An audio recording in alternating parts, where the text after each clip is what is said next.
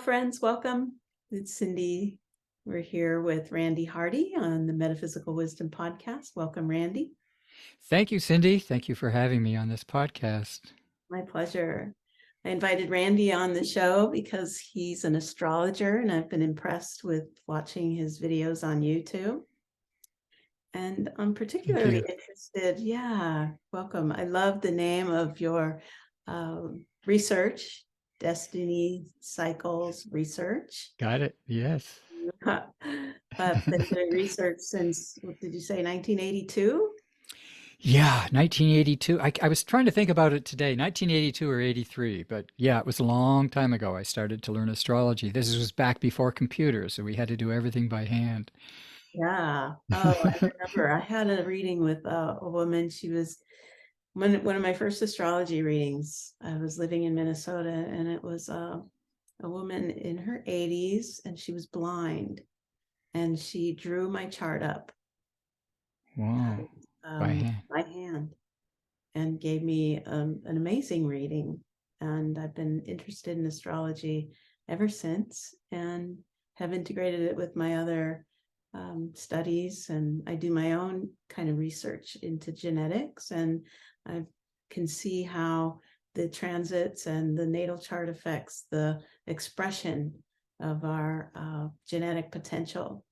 And so I'm just curious to create a space for you to share what you're passionate about with astrology, obviously cycles, and you do predictive astrology. And just the little 5-minute reading you did by me telling you the position of my son, I was impressed and curious to learn more. So tell us more about how you got into astrology, how it benefits your life, and how you use it to benefit other people's lives. Yeah, thanks, Cyndi. I got into astrology in 82 or 83. I started chiropractic and naturopathic practice in 78. So I was in practice for about 5 years. I always was looking for tools to help people become well, physically, emotionally, mentally, spiritually. And I happened to be at this social event, and there was a psychiatrist there who I had gone to several meetings with, seminars, workshops, and he was holistically oriented. So we got along great. And at the party, he turned to me and he said, Randy, are you open-minded? And I say, I'd try. And he said to me, look, I do astrology, and I find that looking at a patient's chart gives me 10 times more information than a single visit would. And I was amazed. Mm-hmm. And there happened to be an astrologer there who I knew. She was doing birth contraception, natural birth classes at my clinic. I said, sure, you can use it on weekends. And she said, I'm also an astrologer, but I didn't want to let you know that because of, the reputation astrology had. I'll do your chart for you.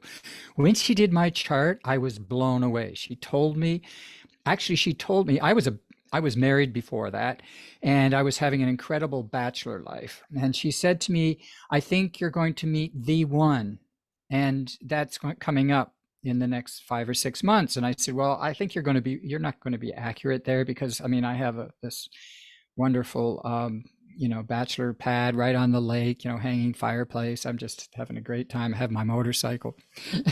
And she said, okay. Well, sure enough, on the date I met my current and wife, and we've been married a lot of years, 30 odd years, I guess. And so that's how I got into astrology, and I began to study it. And I was going to seminars and found that a lot of other professionals, psychologists and medical doctors, were also studying astrology, unbeknownst to myself. And I found it had a profound, significant effect on people who, when I looked at their charts, I could see, along with a health consultation I was doing, if they were open to it, I could see exactly what they were going through. If somebody had, for example, Saturn squaring their sun, ruling their first house, and it had an effect on their physical health. If the signs and symptoms pointed to it, could be a cardiac problem. It could have been any number of things, but this chart helped me narrow it down significantly. And I could also say to them, well, Saturn squaring your sun, you're feeling very frustrated and upset and not having a good life right now, huh? And because of that, that became a reality. Reality was mirrored in their chart, and I began to study it for many years, going through seminars and and it was an absolutely fascinating study that I've never.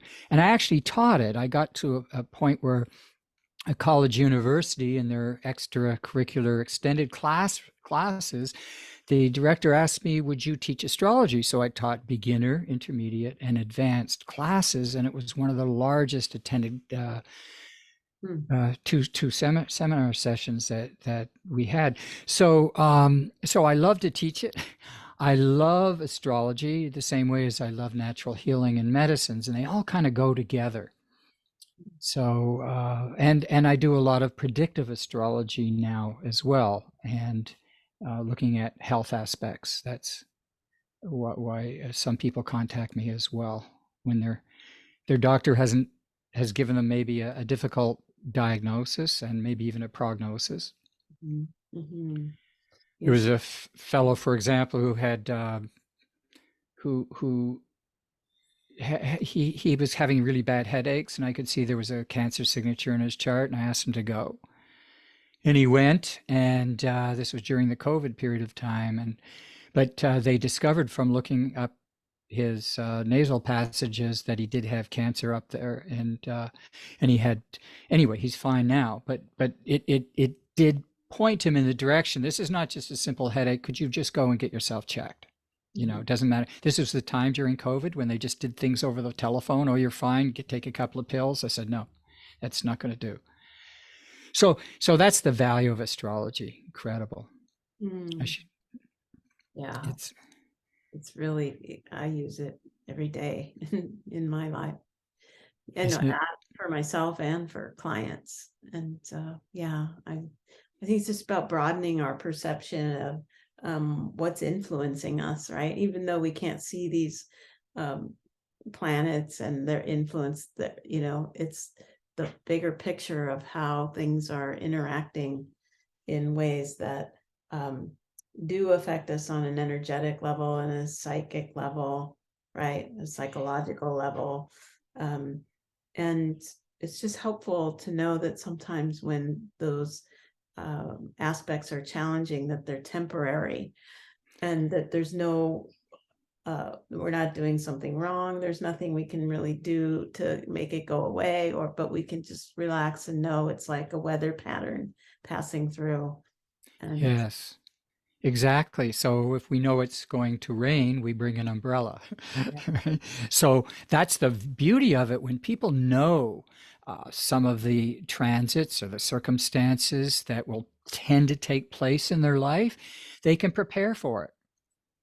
For example, if Saturn's, just as an example, is going into their second house of finances, and they were saying, well, I'd like to take a big vacation. In other words, they would be spending more money than they should at that particular time. I may say to them, look, why don't you wait until this date and you'll see why. And sure enough, they'll see that as Saturn goes through their second house, they may not have the financial acumen that they had previously. So it's a wonderful tool for people to understand I like your term, Cyndi, the weather patterns that they're experiencing. Is it a sunny day, cloudy day, rainy, a storm? And that way they can prepare for it adequately. And the more that they can see that astrology has benefit and how accurate it is, then they can plan accordingly.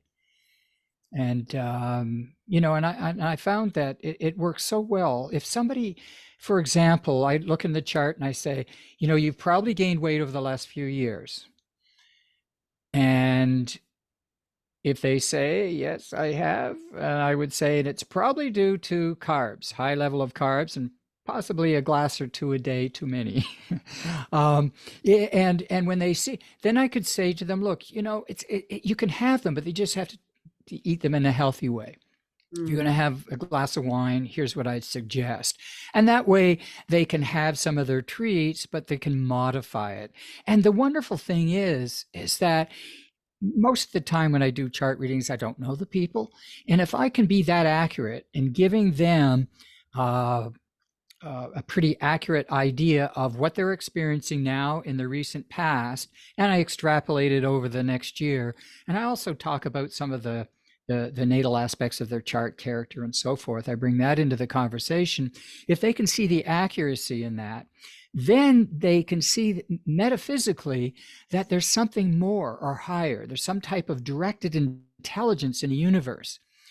And that is an absolute incredible place to be, is knowing that everything happens, it happens for a reason, and it serves us in some way.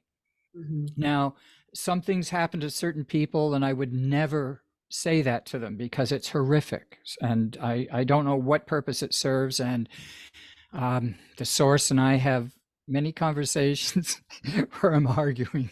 I think that it could be done in a different way.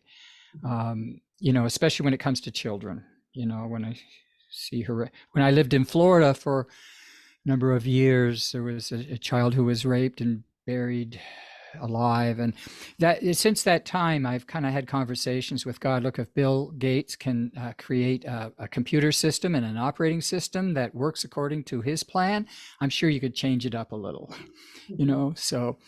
but metaphysically, if everything is meant to be and it serves some level of purpose in our life, then if we can have the patience to understand what that purpose may be, and to see that the universe can be a very friendly place, and I'm keeping those other examples out, but in our day-to-day normal lives, that the universe has a purpose for us. And if we understand what our purpose is, when we veer from our destiny, the reasons why we're here, and astrology shows some of our purpose and the big picture, when we move away from it, we can go through some physically, emotional, and mental hardships.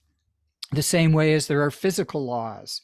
So then when we eat too much junk food, we suffer. I mean, it's inevitable.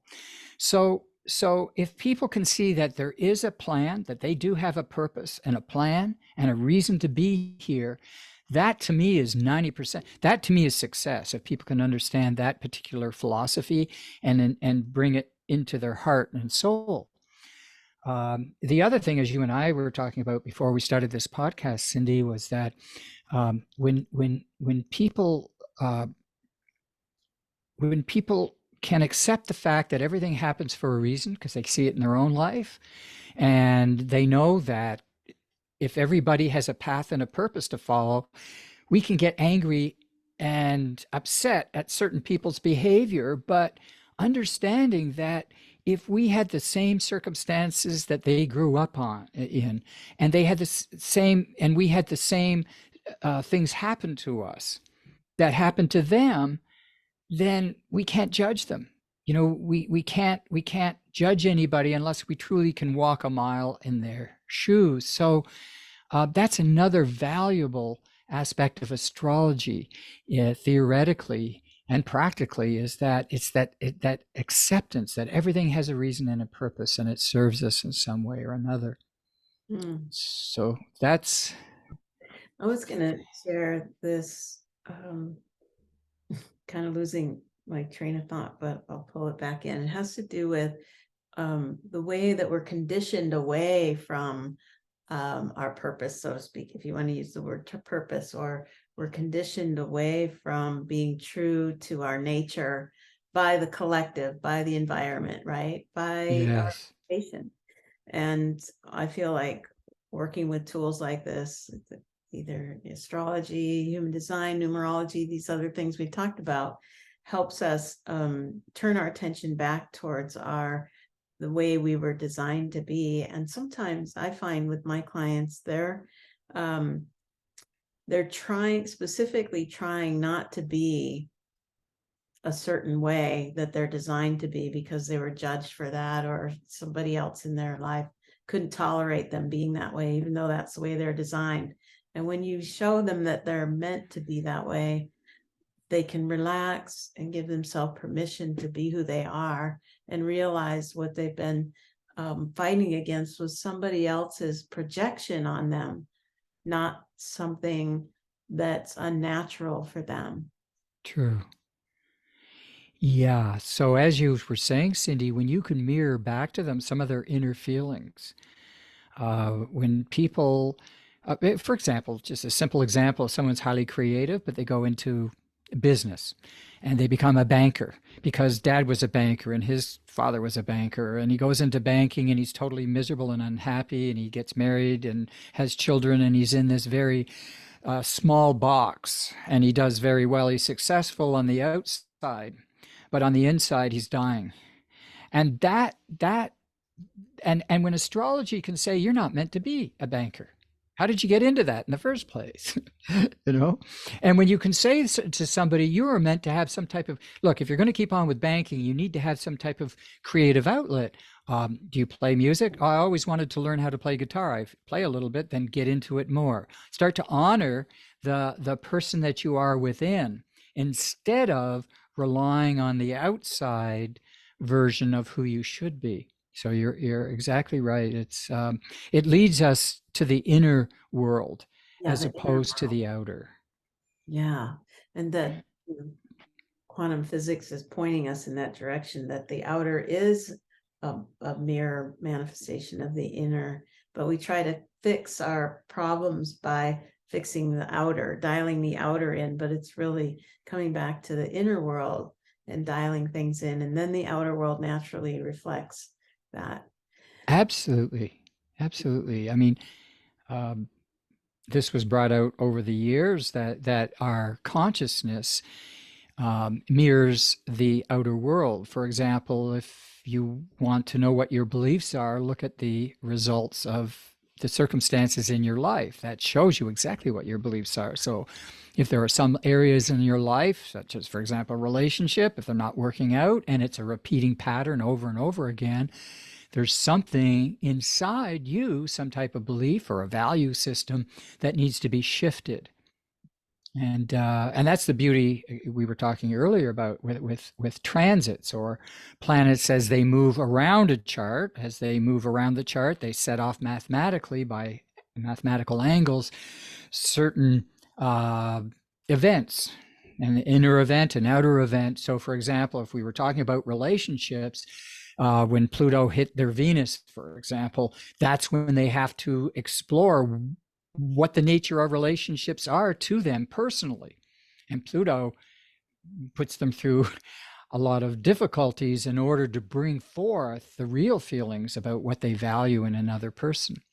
Mm. So the outer and the inner are the same. The planets are actually inside us. When I first started to study astrology, I could actually, and it sounds a little weird, but I could actually feel the planets inside me. It was almost as if they were speaking to me when I was studying the 11th sector, Uranus, in the 11th house. I could actually, wherever I went, I could see those symbols, and it was actually driving me a little nuts. But I realized that it has to find its way. These symbols, these astrological symbols, need to find their way into your psyche so that you truly understand them. They become part of you. Mm-hmm. And yeah, so if anybody ever wants to study astrology or human design or numerology, I'd highly suggest it, because it will give you inroads into your own inner workings that even as this psychiatrist who I'd met earlier said, that nobody could even find those kernels. It's fabulous. Mm. It reminds me of something I've been exploring recently, and as um, I blend things, right? So there's a synthesis of bringing alchemy into astrology and understanding, and like where you talked about being a doctor, a chiropractor, and integrating astrology. Like in the past, let's say 16th, 17th century, all of the doctors were astrologers and alchemists. Yes. There was no separation. They looked at the whole, the total. And in alchemy, each of the planets is associated with a metal. So sun is gold, moon is silver, and Mercury, Venus is copper, and so on. Saturn is lead, and the alchemists were about turning lead into gold. Right. I also learned that all the planets want to become the sun, which means all the metals want to become gold, and that's Interesting. I'd never a heard that. migration. So, and because I also study Qigong and traditional Chinese medicine, there's a metal element. Like in your typical elements, it's the four: earth, air, fire, and water. But in the Chinese system, there's also wood and metal. And Yes. people often have a struggle with metal. What is the metal? They don't get it. But there is metal in our body. So, like copper, right? Mm-hmm. Iron, Yeah. different metals in the body. And so when you were talking about that these planets are like in our bodies, they're archetypes, they're inside of us, they're in the psyche. And so on a physical level, they are represented by the metal in our system. Interesting. And that we want to refine and bring those heavy metals, I call them, into gold and transmute the density. And we do that by increasing our awareness and broadening our perspective to include that bigger picture. And what does gold represent in alchemy? I mean, it's the highest. The ultimate, yeah. Yeah, the ultimate. Does it represent anything spiritually as a goal, for example, Yeah, like on an individual I think it, basis?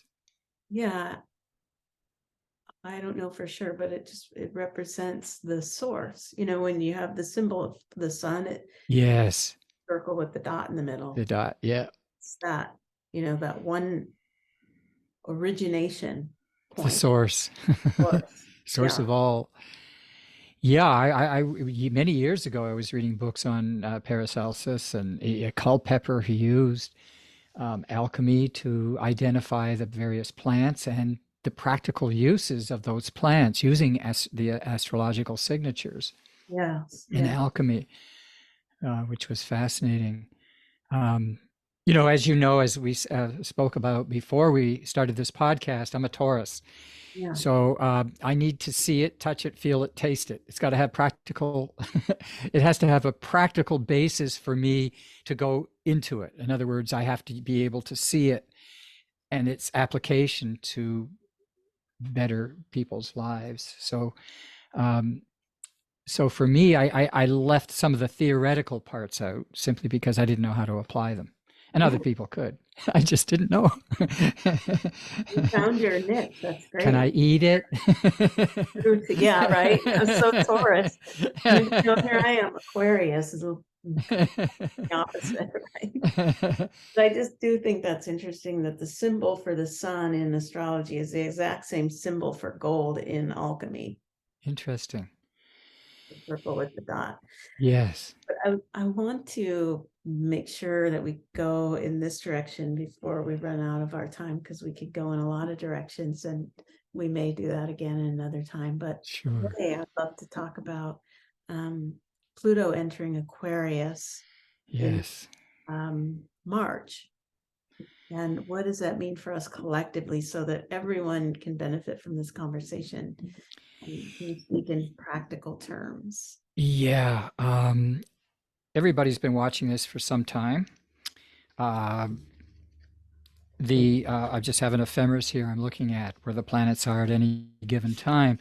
So as we had discussed before, Pluto had gone into Aquarius. You know, I use what's called a 5-degree orb, and for people who aren't astrologically minded, a 5-degree orb simply means when Pluto is within 5 degrees of 0 Aquarius, the theme starts. So we've already seen it start, and this would have been back even in 2020. And what happened in 2020 when So yeah, so this was now I use rounding it off too was started in actually in March 2020. Pluto came very close, That was and when COVID started, right? that's when it could have started beforehand, but that's when it became more noticeable in the Yes. populace. When yeah, so um, and then Pluto will be coming back, as you were saying, Cyndi. It will be coming back in 2023 in March, and that'll be around the March 23rd, 24th period of time. And then it will leave Aquarius on June 11th. But keep in mind that it'll still be within that 5-degree orb. It's just that when it's more exact, we'll notice it more. So, what does this mean? Well, we've already seen some of the themes. Aquarius is what I call the 11th sector. It rules the 11th house in astrology, Uranus. Um, and the Aquarian energy is theoretical, it's an air sign. Okay. So we just demonstrated that when you were talking about the philosophy of archetypes and so on, right? And so it's theoretically based, it's an air sign, it's air related, which means it's about communication.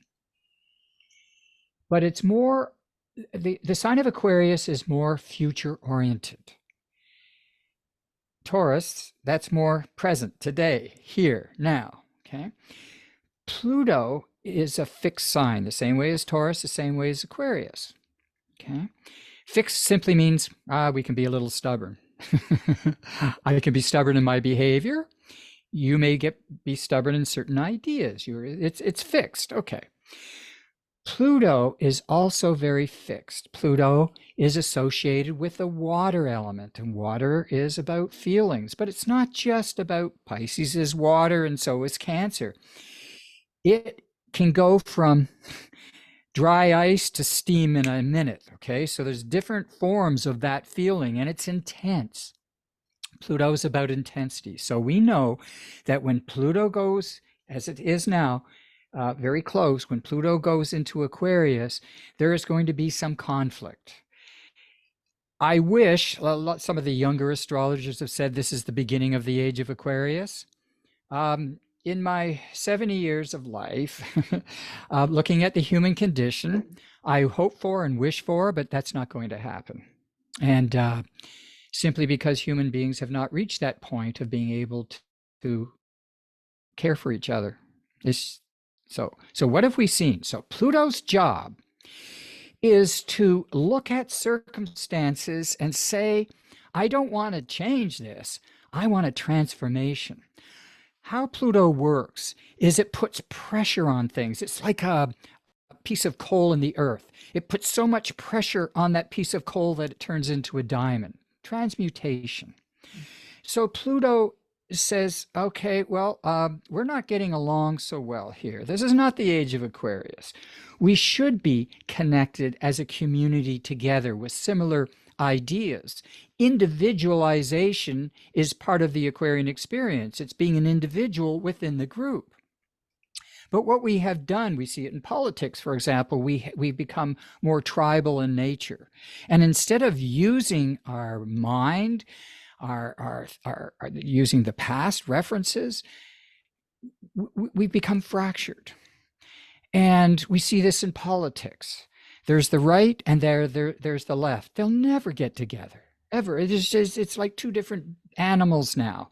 Back 20 years ago, even sooner than that, you saw Republicans and Democrats getting together. They go out and have a beer and a meal together because they realize that politics are politics, and that's where it should be left, and that human relationships should take precedence over everything else. And that we can tend to disagree. And so the theoretical aspects of Aquarian ideals are now going to be challenged, and Pluto is going to go into Aquarius fully.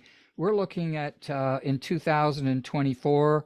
It does tend to go back September, October into Capricorn and into November, and then it's fully in 2025. We're all in. So what is this going to be? We're going to see society becoming fractured. We're going to see people taking sides. And the sides are related to not commonality, but differences.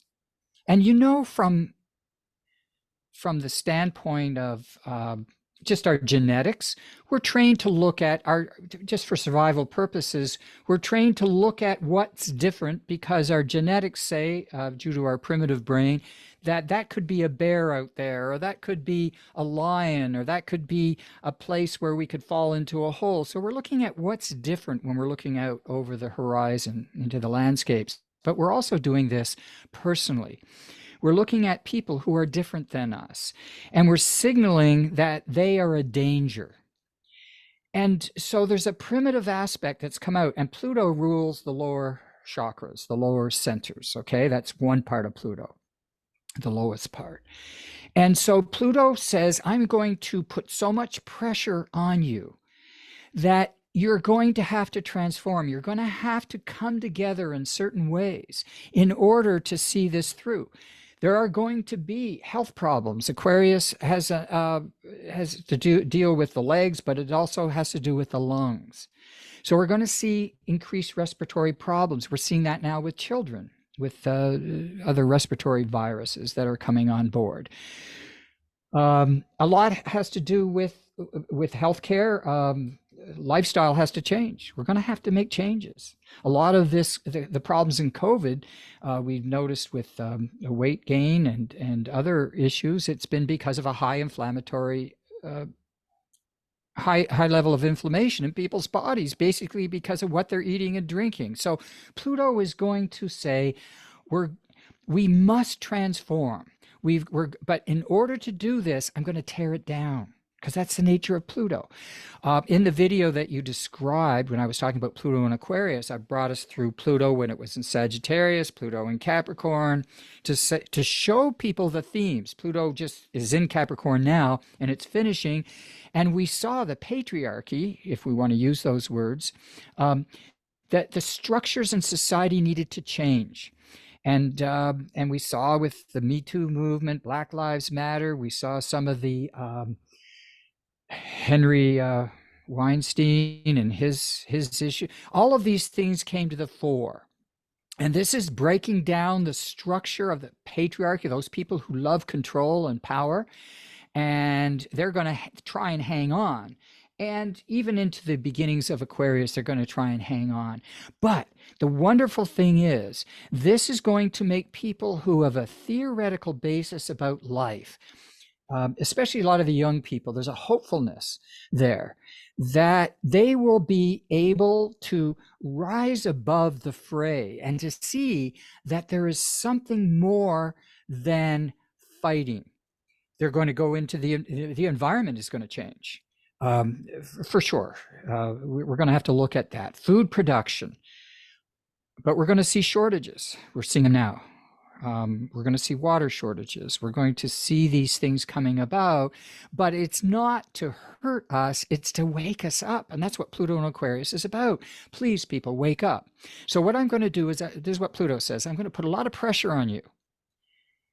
And you've known about what my message is because Saturn went through Aquarius. It's still in Aquarius, and in March of 2023, it's going to go into Pisces.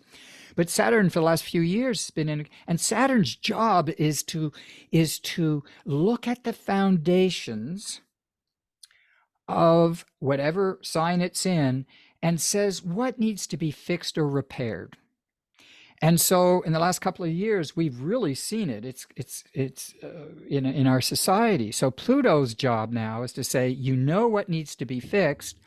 I'm going to put pressure on you until you fix it.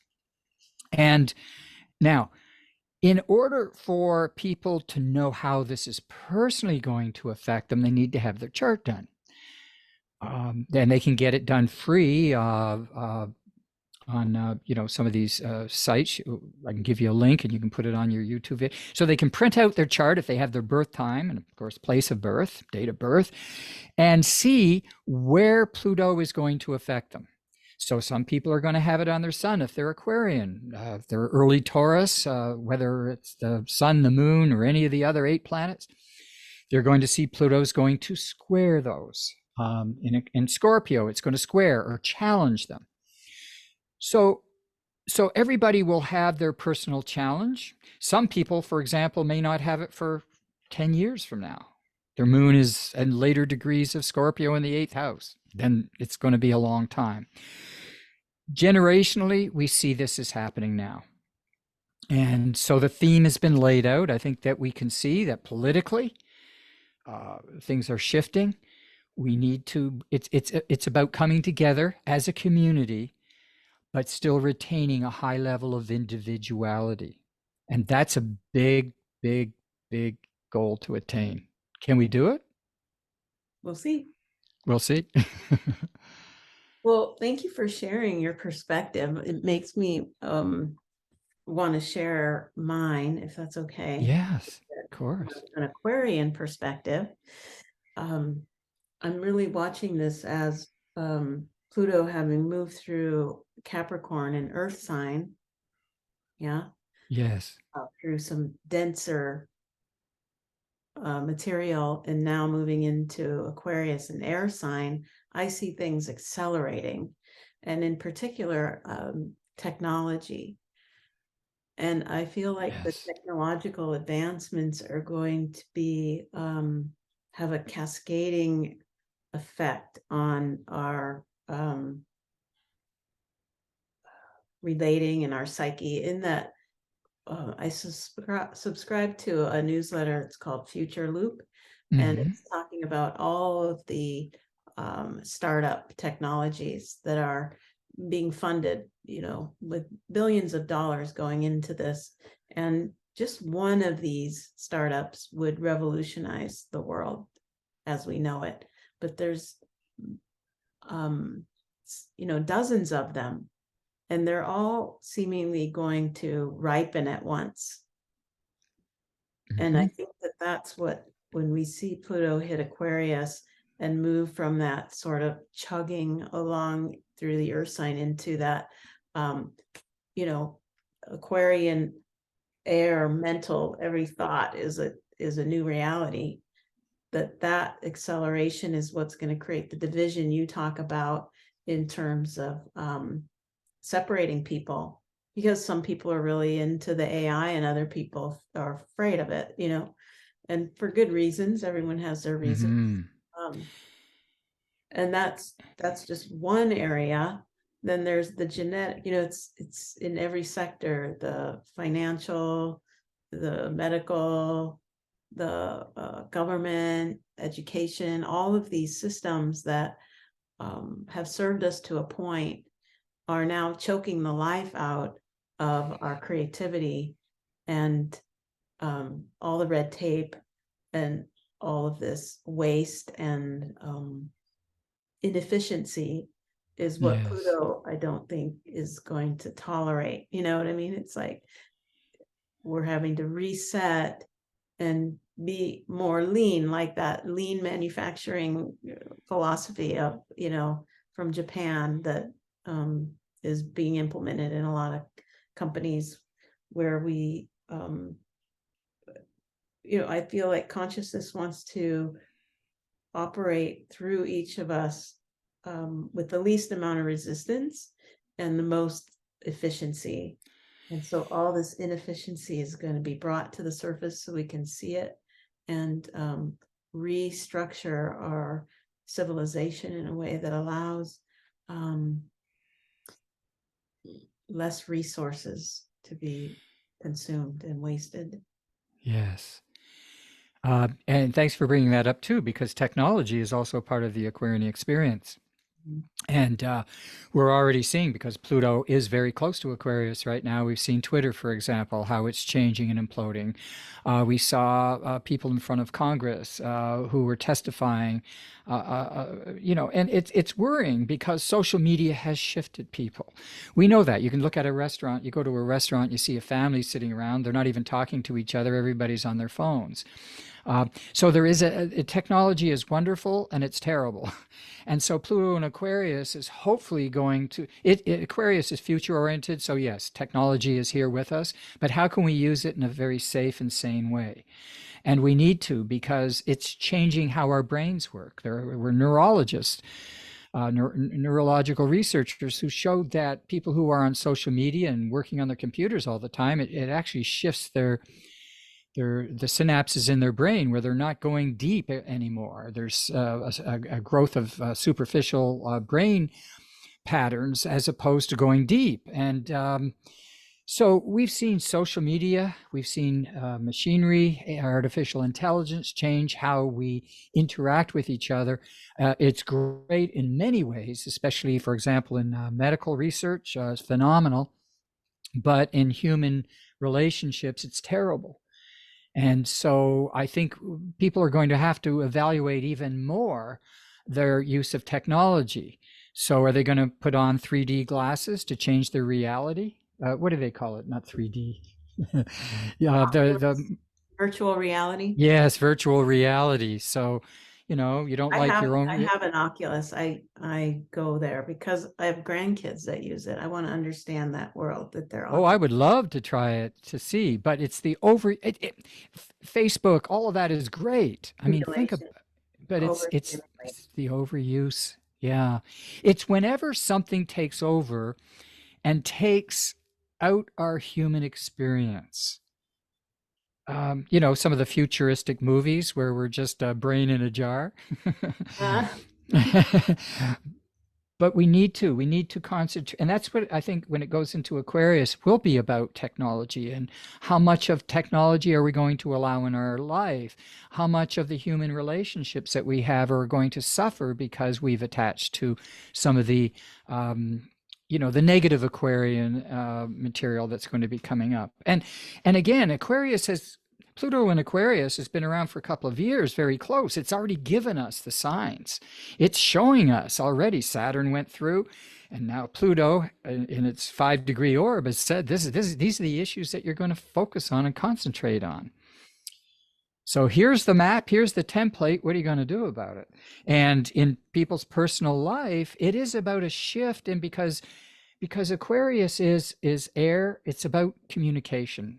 And because Aquarius is future oriented, it's communication in ways that bring us into the future, but bring us along, our families and friends and ourselves, into being as humanly connected as we possibly can. Because Aquarius is about connection.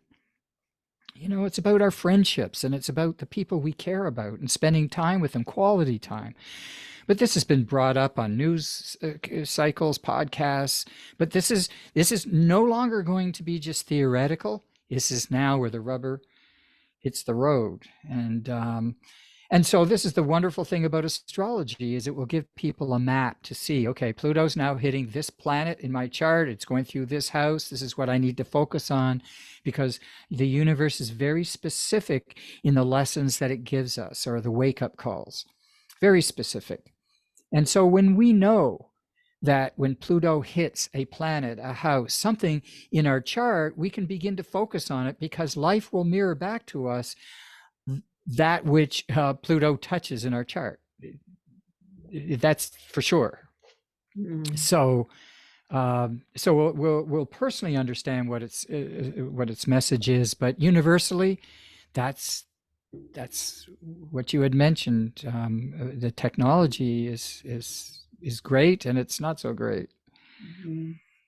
Yeah, and it'll be divisive, as you mentioned. Yes, Yeah. yes. Well, we see the division right now. Mhm.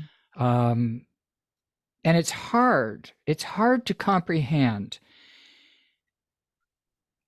living in the same world with some people with certain belief systems. Yeah. And look, I try to be spiritual, but I'm really down to earth too. And what I'm saying is that I see a splitting off of humanity to the point where there are some people I don't think I'd want to have lunch with. Uh-huh. I would to try and communicate, but if I can't, I wouldn't waste my time. Uh-huh. And um, and You I know, never thought Go ahead. Just a fish. I never thought I'd ever say that, but in the last few years, I've gotten to the point to see that there is a polarization that is taking place, and one group of people is going to places that I don't want to travel to. Uh-huh. And so what can we do? How can we bring that together? Mm. Now, here's how I think that could happen is when there's an external crisis, people tend to bond together with whoever for survival. So I used to think about this when I was a kid. I used to think with teenager. Actually, I wrote a paper on it.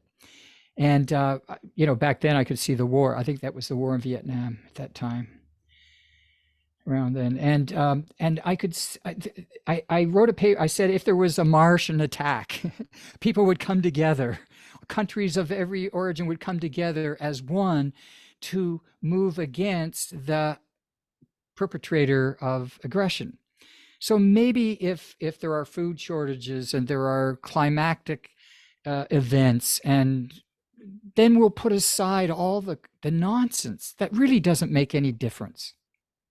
I mean, politics is one thing, but it's not everything. And some people live in the political world 24/7. That's all they ever talk about. And they add to it how much they hate the other side. It's like, really? That's all you think about? so so can it happen? I'll leave that up to the universe. It's a lot smarter than me. But I think that's what it would take, is some type of external threat to our survival that will bring people together and get us to realize that we're all brothers and sisters under the skin. We really are. We come from the same source. And we've gotten away from that. We've moved away into a highly individualistic, me first, who cares about brothers and sisters. Do you ever, I listened to that song the other day. It was by the Hollies. He ain't heavy, he's my brother. Have you ever heard? Yeah. And I thought, isn't that a wonderful song? That could be the song for this movement over the next number of years. That our brothers and sisters, no matter what the color, what the religion, we're all the same. We're all looking for the same thing. Mm. We just forgot. Reminds me of that song by the Youngbloods. What one was that? Yeah, it's not the Beatles version of "Come Together." What's the name of it? It's like, anyway, both of those songs were written during Vietnam, so of course it was a crisis. Yeah, Yes. it seemed And that brought like an unsurmountable challenge, right? And I believe that evolution creates these unsolvable problems to force a quantum leap.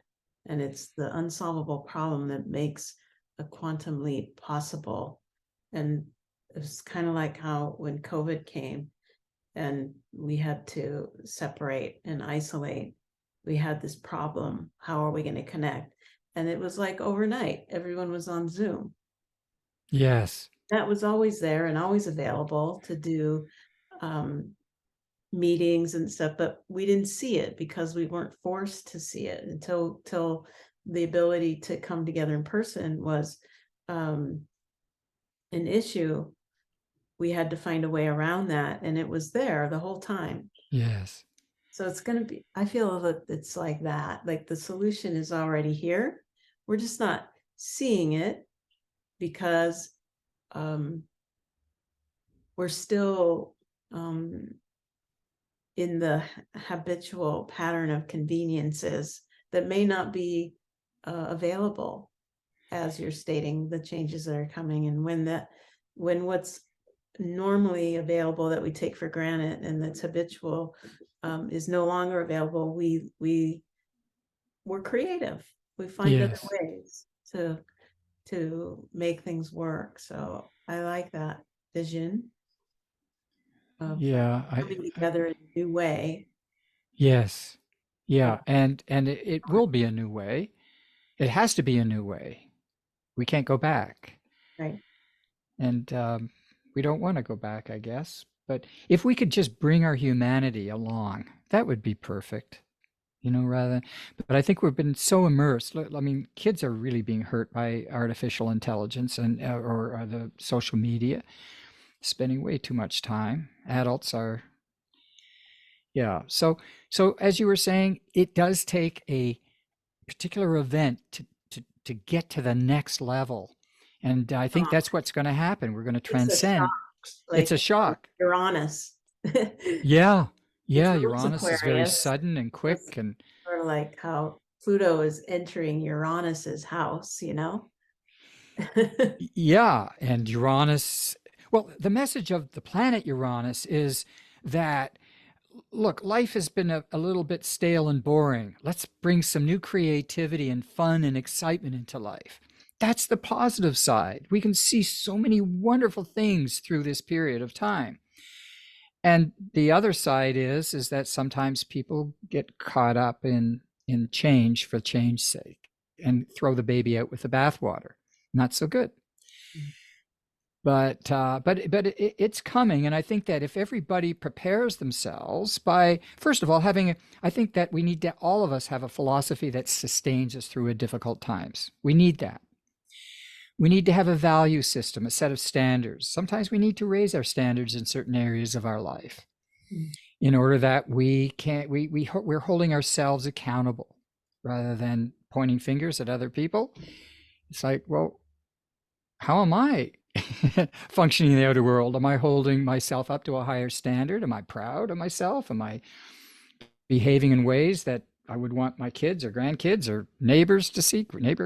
And so when we ask ourselves those questions, like the behavior, I don't want to sound like my grandfather, but I probably will right now. But when I see the behavior of some adults, I think, how can their children respect them when they see their parents or grandparents behaving in a certain way? And that's what I mean about standards. It's holding ourselves up to just becoming better human beings. And that's what Pluto is going to do. Pluto is going to shift our attitudes. Pluto is going to shift our future reality, and the good things are coming. But let's just make sure that we bring in, again, the good parts of our humanity and we don't abandon them, Yeah. because And we're then doing that. going back to what you said in the beginning of the conversation, when you see somebody's chart and they're behaving a certain way and they have a certain background, you don't judge them because you would be behaving that same way if you had their design and their background. So again, we can see where improvement is necessary, and we trust that the dance of the heavenly bodies are lining up in a way that opens those doorways, but we can't force someone through them. Right. But the beauty of astrology or human design, as you've described to me, or any of the other insightful arts, is that it does show us those patterns where we can, those harmful or negative patterns or difficult or challenging patterns, however you want to say it, it shows us what we need to work on. And in my experience, the patterns that we need to work on are mirrored in the outer world, and they keep coming back to haunt us every once in a while to say, I'm still here, you haven't worked on it.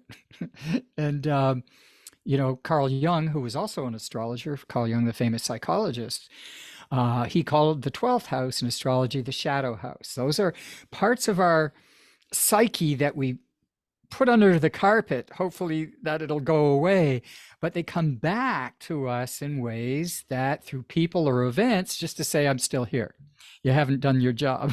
Yeah. And I have Saturn and Chiron in Pisces. in the 12th. Oh. Okay. Yeah, that could be Chiron, Saturn. Yeah, that's challenging. But They're opposing my Pluto and Uranus oh, sixth house. that's an interesting combination. I Yeah. have to see your chart. Yeah, we'll do it. Okay. Well, thank you, Randy. This has been great. I really appreciate your expertise and all your years of research and dedication to this. And feels really grounding to be with you, as your Taurus nature really brings my Aquarian sun down to earth. Appreciate you. Oh, thank you. I've really enjoyed the time I've spent with you here, Cyndi. All right. It's, And thank you all for tuning in. Is there anything you want to say as we end? You want to share your website? And I'll be putting links in the description, but if there's okay. Yeah. My website for astrology is destinycyclesresearch.com. And I'm on YouTube as destinycyclesresearch.com, and you can see the video there that Cyndi saw, and there's other videos and other ones I'm putting up all the time, especially as we go through Pluto and Aquarius. I'm going to be doing it quite often. And I'll be doing some live as well, because I'd love to get on uh, to do a video. What do you call it? A webinar. A webinar, so that we can have questions from people directly as we go through these times, and I can have my charts there. So Destiny Cycles Research .com on the website, and Destiny Cycles Research on YouTube. And that's where people can find you if they want a personal reading. Yes, yes, they can. Fantastic. All right. Well, I Well, look forward, thank you. and we'll definitely stay in touch. Thanks, Cyndi, for Yeah. sure. Yeah, I want to stay in touch with all of you listeners as well, and hope to see you again next time. Bye for now. Bye for now.